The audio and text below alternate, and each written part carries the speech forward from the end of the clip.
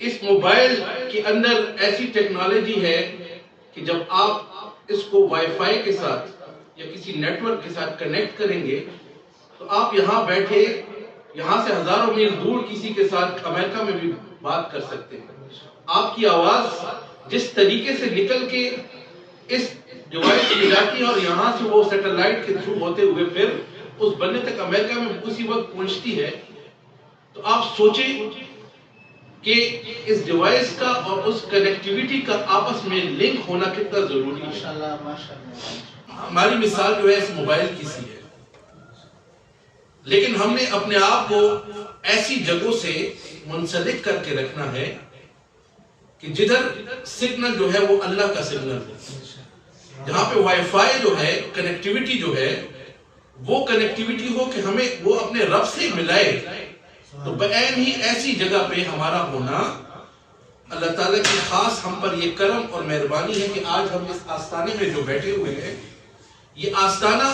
وہ wi fi کا کام کر رہا ہے، اس سگنل کا کام کر رہا ہے کہ جہاں پہ ہم اپنے رب سے جڑے ہوئے ہیں. کہ جب بچہ اس دنیا میں آتا ہے تو وہ زندگی گزارتے گزارتے نوجوانی کی حالت تک پہنچتا ہے، پھر جوان ہوتا ہے، پھر اس کی شادی ہوتی ہے، پھر روزگار ہوتا ہے، پھر وہ ایسا وقت آتا ہے کہ وہ بڑھاپے کی طرف چلتا جاتا ہے اور اس کا بڑھاپا آتا ہے اور آخر میں وہ قبر پہ پہنچ جاتا ہے. اب اس دنیا میں جو لوگ بھی، جو انسان بھی آتا ہے اس کے ساتھ یہی ہوگا. ایسا ہوگا کہ نہیں ہوگا؟ وہ اس دنیا میں آتا ہے، جب آتا ہے تو اس کی ماں جو ہے اس کو اپنے ہاتھوں سے کھلاتی ہے، نہلاتی ہے. وہ اس قابل بھی نہیں ہوتا کہ روٹی کو اپنے ہاتھ میں ڈال کے اپنے منہ تک لے جائے. ماں اور باپ اس کو پرورش کرتے ہیں، اس کو چھوٹی عمر میں اتنا کمزور ہوتا ہے انسان کہ وہ خود بات بھی نہیں کرتی. پھر وہ ایسے وقت میں گزرتا گزرتا جوانی کے اس دور سے گزرتا ہے کہ جب اس کا خون جوش بڑھتا ہے، وہ غرور اور تکبر میں چلا جاتا ہے اور وہ اپنے آپ کو بہت بڑی چیز سمجھنے لگتا ہے. اور پھر اس کے بعد ایک ایسا وقت آتا ہے کہ وہ ڈھلتا ہوا ایسے مقام پر پہنچ جاتا ہے کہ اس کے اوپر ذوف پیری حاوی ہو جاتی ہے، وہ بوڑھا ہو جاتا ہے اور وہ پھر اپنی اولاد کا محتاج ہو جاتا ہے. اور پھر وہ وقت آتا ہے کہ جب اللہ تعالیٰ کے حکم سے اس کی روح قبض ہو جاتی ہے تو پھر وہی بندہ جو دن رات غرور میں تھا، تکبر میں تھا، وہ ہل بھی نہیں سکتا. اس کو دوسرے لوگ نہلاتے ہیں، اس کو 4 کندھوں پر اٹھا کر قبر میں لے جا کر قبر کے اندر چھوڑ آتے ہیں. یہ اس دنیا کی حقیقت ہے، اس کے علاوہ اور کوئی حقیقت نہیں. تو جب وہ وقت آئے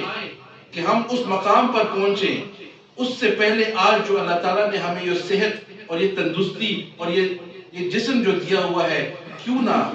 ہم اللہ تعالیٰ کی طرف رجوع کریں. اسی کی آگے آیتوں میں اللہ تعالیٰ نے فرمایا ہے قرآن کے اندر، قرآن میں اللہ تعالیٰ نے وہ آیتیں، آپ کی سورہ زمر کی آیتیں ہیں، اللہ تعالیٰ اس میں فرماتے ہیں کہ اے میرے بندو، اگر تم اپنی جانوں پر ظلم بھی کر لو تو کوئی بات نہیں، تم میری طرف رجوع کرو، مجھ سے معافی مانگو. یہ ہماری اللہ تعالیٰ کی رحمت ہے کہ ہم کتنے خوش نصیب ہیں کہ ہمارا رب رحمان اور رحیم ہے. آپ آج کل کی مثال دیکھ لیں، کسی کے ملازمت میں کسی کا افسر سخت مزاج ہوتا ہے یا کسی کا ملک کا حکمران بہت سخت مزاج ہوتا ہے، اس کے ساتھ کون کون سی حرکتیں کرتا ہے، اس کو تکلیف اور اذیت دیتا ہے. لیکن ہم کتنے خوش نصیب ہیں کہ ہمارا جو پروردگار ہے، جس نے ہمیں تخلیق دیا ہے، وہ ایک رحمان اور ایک رحیم ہے. اس کی رحمت جو ہے، اس کی جلالیت اس کے اوپر حاوی ہے. تو کیوں نہ یہی وہ وقت ہے کہ ہم اللہ تعالیٰ کے ساتھ اس قرآن کے ذریعے سے منسلک ہو جائیں. اب ہم تلاوت تو کرتے جاتے ہیں، لیکن ہمیں قرآن کے اندر جو اللہ تعالیٰ نے ہمیں پیغام دیا ہے اس سے کوسوں میل دور ہے. اللہ تعالیٰ نے ہی اس آیتوں میں جو آپ نے ویڈیو دیکھی، ہمیں اللہ تعالیٰ نے بتایا کہ اللہ تعالیٰ فرماتے ہیں کہ تم معافی مانگو اس وقت سے پہلے کہ جب تمہاری روح قبض ہو، تم پر عذاب نازل ہو، اس کتاب کے ساتھ اپنے آپ کو منسلک کر دو. اس کتاب کے جو احکامات ہیں ان کے ساتھ اپنے آپ کو منسلک کر دوں. تو میری اور آپ کی کامیابی جو ہے وہ اسی میں ہی ہے کہ نہ صرف ہم اس قرآن کو پڑھیں بلکہ اس کو سمجھیں بھی، کیونکہ قرآن کا اصل مقصد جو ہے وہ نازل ہونے کا وہ یہی ہے کہ ہم اس قرآن کو سمجھیں، کیونکہ یہ ہماری دستور ہے. یہ وہ دستور ہے، ہر ملک کا ایک قانون اور ایک دستور ہوتا ہے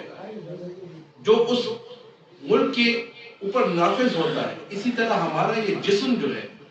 یہ ہمارے رب نے ہمیں دیا ہے، اور اس کے اوپر جو نظام چلے گا، اس کے اوپر جو قانون لاگو ہوگا وہ قانون اس قرآن کے اندر